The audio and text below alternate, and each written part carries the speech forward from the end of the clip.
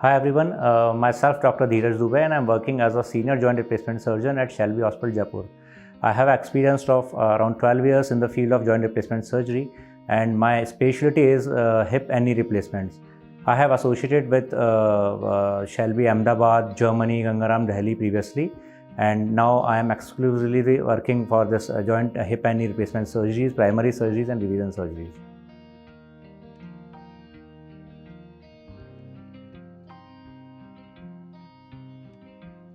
So what is arthritis? That is our first question.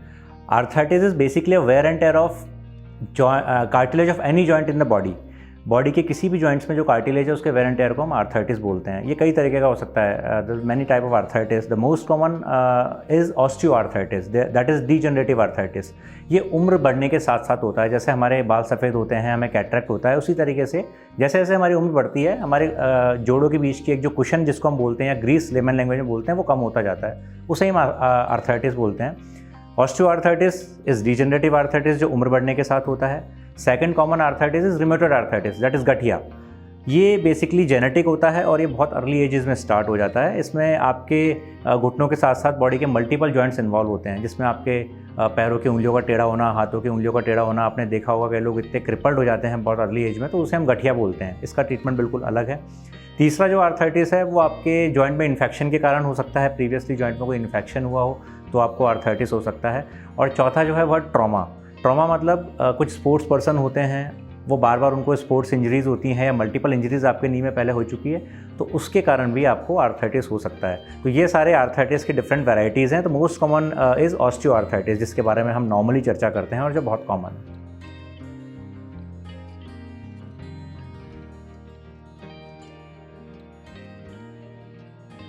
Yes, मुझे लगता है कि किसी भी बीमारी को अगर हमें रोकना है तो पहले उसके प्रिवेंशन को जानना बहुत ज़रूरी है, क्योंकि अगर प्रिवेंशन होगा, रोकथाम is better than the treatment always. So बहुत ही सिंपल सी चीज़ें हैं जो अगर आप डेली रूटीन में ध्यान रखेंगे. देखिए, आप अपनी एज को बढ़ने से नहीं रोक सकते. So you can't prevent the osteoarthritis, but yes you can delay osteoarthritis. So उसके लिए अगर आप रूटीन में कुछ चीज़ें फॉलो करेंगे, लाइक आर्थराइटिस मोस्ट कॉमनली आपको तब होता है जब आप अपने स्पेशली जॉइंट को ज़्यादा स्ट्रेस देते हैं. अच्छा, ऑस्टियो आर्थराइटिस नी जॉइंट्स में सबसे कॉमन है, क्योंकि knee joint has the largest surface area. बाकी जोड़ों में भी होता है बट नी जॉइंट का आर्थराइटिस सबसे कॉमन है और इसी के बारे में हम चर्चा करेंगे. तो हाई इम्पैक्ट एक्टिविटीज़ को अपने को अवॉइड करना है. क्या क्या हाई इम्पैक्ट एक्टिविटीज़ हैं? लाइक जंपिंग हुआ, रनिंग हुआ हार्ड सरफेस पे, बार बार अगर आप स्टेयर्स करते हैं, ऊपर नीचे चढ़ना उतरना ज़्यादा करते हैं, ज़मीन पे उखड़ू बैठना, आलती पालती मारना, squatting, cross leg sitting, over the floor ज़्यादा करते हैं, तो ये सारी एक्टिविटीज़ वो हैं जो आपके नी पे स्ट्रेस ज़्यादा डालती हैं. एक एज के बाद, अराउंड 35-40 ईयर्स के बाद आपको इन एक्टिविटीज़ को रेस्ट्रिक्टेड कर देना चाहिए. इनको अगर आप ध्यान रखेंगे तो आपको आर्थराइटिस को आप डिले कर सकते हैं. सेकंड, हमारे खान पान की चीज़ों पे हम आते हैं.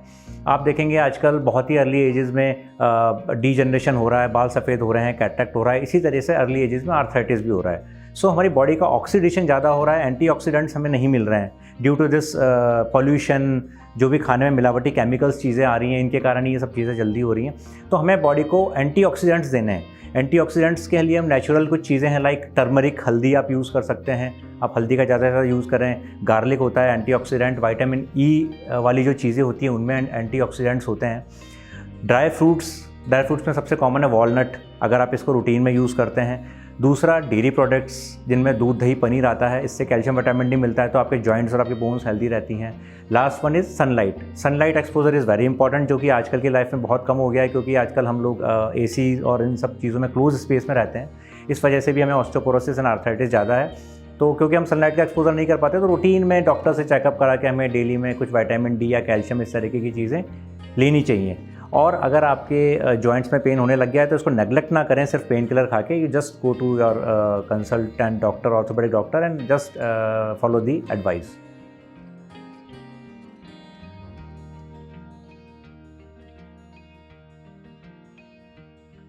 अगर हमें आर्थराइटिस की शुरुआत हो चुकी है तो आता है मैनेजमेंट. मैनेजमेंट में दो चीज़ें हैं वैसे common, prevention and treatment. Prevention हमने कवर कर लिया है, हम ट्रीटमेंट पे आएंगे.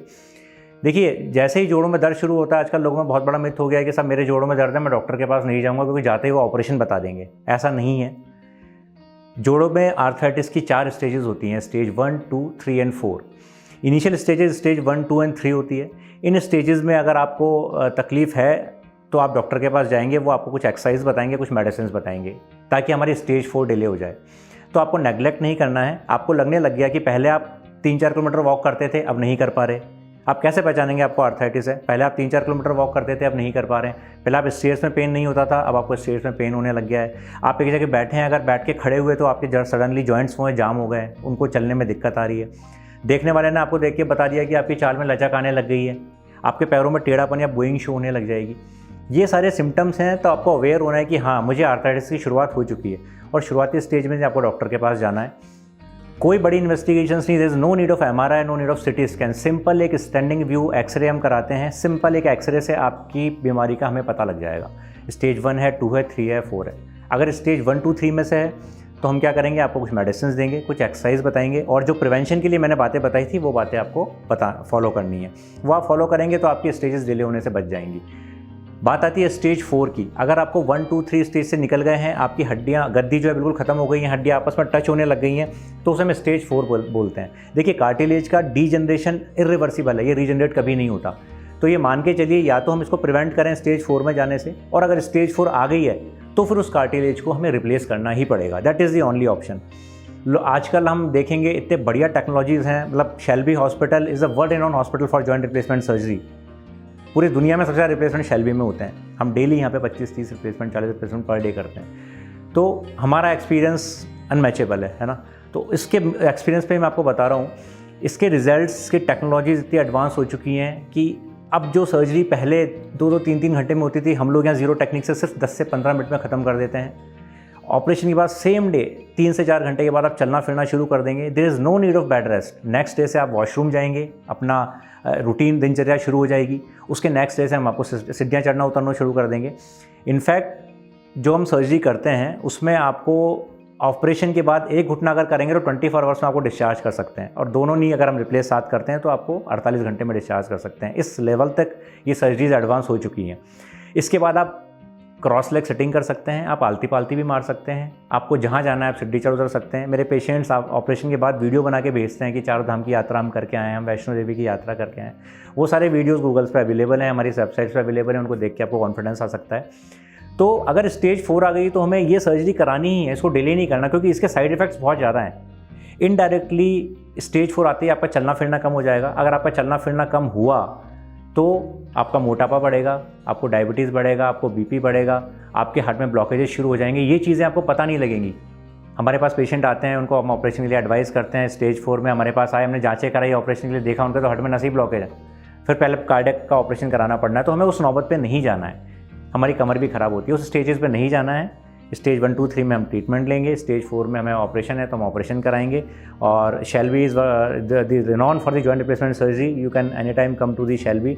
हम लोग जीरो टेक्निक से विद फास्ट ट्रैक रिहेबिलिटेशन यहाँ सर्जरी करते हैं, और उसके बाद बहुत ही बेहतर रिजल्ट्स हैं। आप इनफैक्ट देखेंगे कि आपकी दुनिया चेंज हो जाएगी इसको करने के बाद। मैं शेल्बी की OPDs कंसल्टेशन के बारे में बताना चाहूँगा।